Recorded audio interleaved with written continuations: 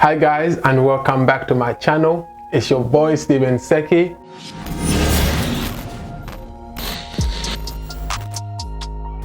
In this week's video, I'm going to be talking to you about anxiety. Before I get started, I want you to know that this video is not to diagnose anybody with anxiety. It is literally just for information purposes.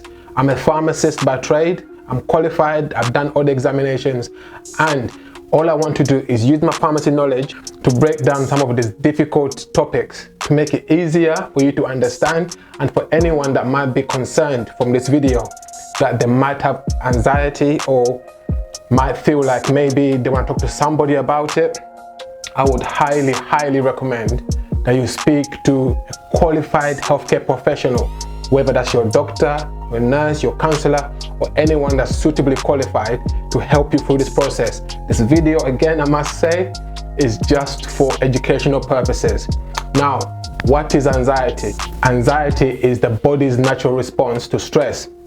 So whenever you get too stressed, you become anxious, and that's where the word anxiety comes from. And it's a disorder that a lot of people actually suffer from. It's that fear of what's to come, it's the apprehension. Apprehension meaning that you are almost scared of what is going to happen, or it makes you feel super stressed. And sometimes people become anxious, or their anxiety goes through the roof when they have to go to environments they don't want to go to, or when they're going to school, or when they go to work. Or anxiety basically presents as a whole range of things. There's no one or two things that happen to cause it. Every single person reacts to stress differently. That's why sometimes it's so difficult to diagnose it. Now, what I do want to say is anxiety is normal. Every single person feels a level of anxiety.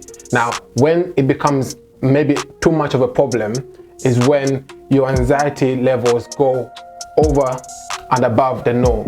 And I think that's when people become anxious, and you hear it all the time. And I do want you to know, or I do want people to know, that if you've got anxiety, there's nothing wrong with you. There's nothing wrong with what you're going through. And through this video, what I want to do is give information that can help somebody, or can help you or someone you know, to manage some of those anxieties. Because a lot of people have anxiety, but they self-manage it. They don't always speak to somebody about it. Now, there's different types of anxiety. There's not just one. Some of the different types are panic disorders. This happen when somebody gets a panic attack that's unexpected. Phobias. So a lot of people have phobias to things that they don't know about, and that causes extreme anxiety in them.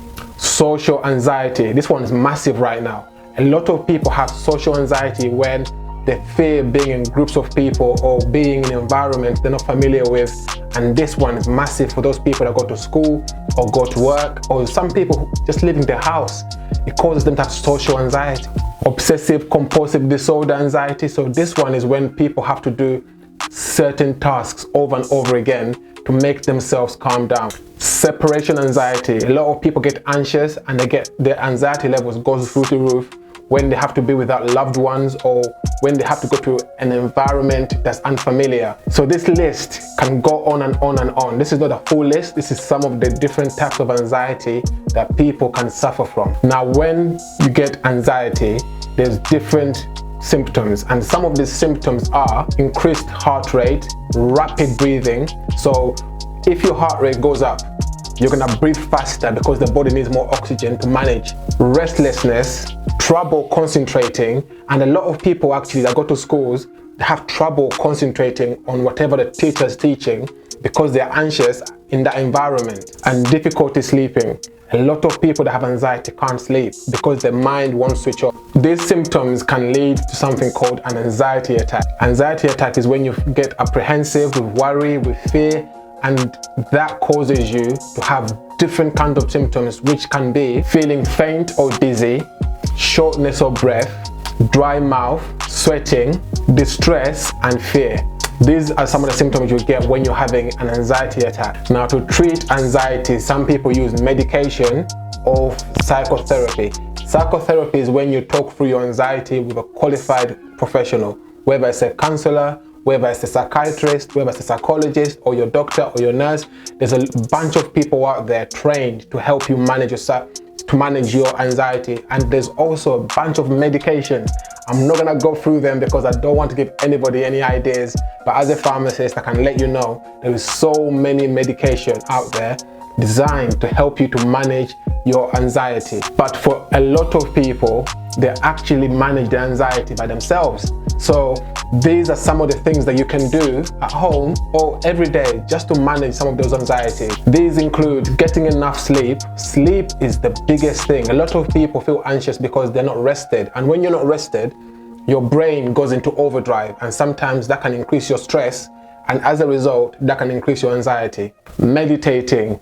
Meditating helps to calm your mood. It helps to de-stress you, and a lot of people actually, that being able to meditate can get you out of your head, or it can help you to manage your thoughts, because anxiety is something that's caused in the brain, and if your brain is not calm, that can increase your stress. But meditating is a skill where if you can do it well, and if you can practice it often enough, it can help you to manage your anxiety. Staying active and exercise, this is massive.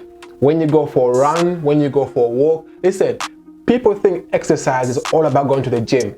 You don't have to do that. Sometimes you can go on YouTube and find a walking video. There's all kinds of classes you can do in your own home.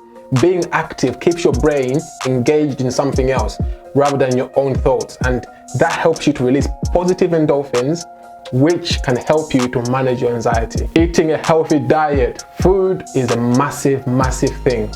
If your diet is not great, sometimes that can also help to increase your level of anxiety. Avoiding alcohol and avoiding caffeine.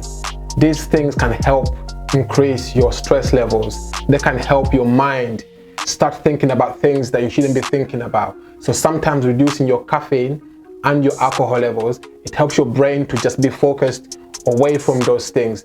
They're stimulants, and as stimulants, they get your brain into overaction.